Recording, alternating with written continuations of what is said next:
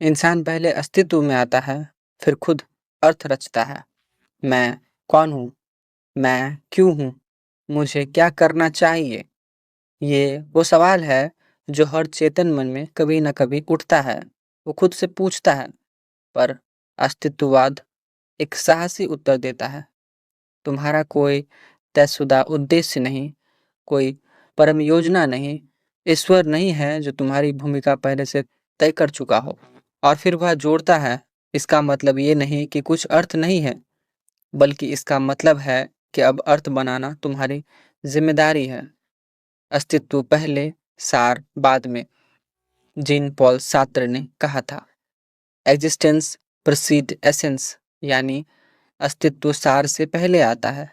मतलब एक चाकू को बनाने वाला पहले से ही जानता है कि वह किस काम का होगा। उसका एसेंस पहले से तय है। लेकिन इंसान के साथ ऐसा नहीं है। इंसान पहले पैदा होता है, फिर जीते जीते अपने जीवन का उद्देश्य खुद बनाता है। यह दर्शन हमें स्वतंत्रता देता है, पर यह स्वतंत्रता अकेली और भारी भी होती है। अगर ईश्वर नहीं तो अर्थ कहाँ से लाए? सात्रे एक नास्तिक थे। उनका मानना था कि अगर कोई ईश्वर नहीं है तो फिर सही और गलत, अच्छा और बुरा, कोई परम नैतिकता भी नहीं है। यह बात डरावनी लग सकती है, लेकिन यही वह क्षण है जहां अस्तित्ववाद एक नई चुनौती देता है। अब तुम ही तय करो कि नैतिकता क्या है, और तुम्हारी हर पसंद पूरे मानव जाति के लिए एक उदाहरण है। आत्मा नहीं, कर्म ही पहचान है। धार्मिक दृष्टिकोण कहता है, हम आत्मा हैं जो किसी उद्देश्य से जन्म लेते हैं। पर अस्तित्ववाद कहता है, हम पहले कुछ नहीं हैं, हम जो भी है वह हमारे कर्मों से तय होता है। यानी तुम वही हो जो तुम करते हो, ना कि जो तुम सोचते हो या जो तुम चाहते हो। सात्रे और कामों जैसे अस्तित्ववादी मानते थे कि यह आज़ादी भारी होती है, क्योंकि अब कोई मार्गदर्शक नहीं, कोई तयशुदा रास्ता नहीं, कोई दिव्य निर्देश नहीं। यह स्थिति एक भावना पैदा करती है, अब्सर्डिटी, यानी अर्थ की चाह और ब्रह्मांड के बीच का टकराव। कामों ने लिखा, ब्रह्मांड मूक है, पर हम उसमें अर्थ की पुकार लगाते हैं। फिर क्या करें? हार मान लें? नहीं।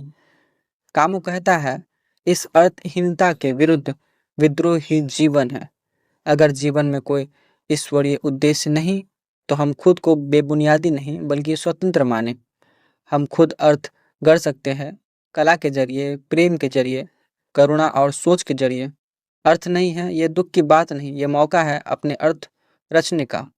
मान लो कोई व्यक्ति क्लर्क है, ना कोई बड़ा सपना, ना प्रसिद्धि, ना दौलत, पर वह रोज अपने बूढ़े माता पिता की देखभाल करता है, सड़क पर बेसहारा जानवर को खाना देता है, हर किसी से विनम्रपूर्ण बात करता है।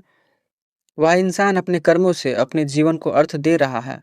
उसे न किसी मंदिर, मस्जिद, किताब या ईश्वर से दिशा नहीं मिली, उसने अपने अर्थ को खुद ही गढ़ लिया।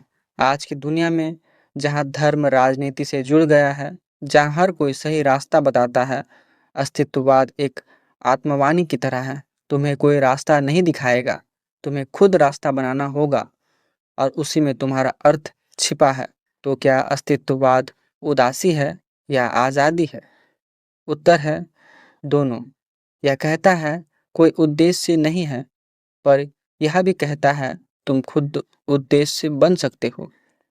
अस्तित्ववाद हमें ईश्वर, भाग्य, समाज, परंपरा, इन सब से मुक्त करता है और कहता है, अब खुद रचो, गलती भी तुम्हारी और महानता भी तुम्हारी।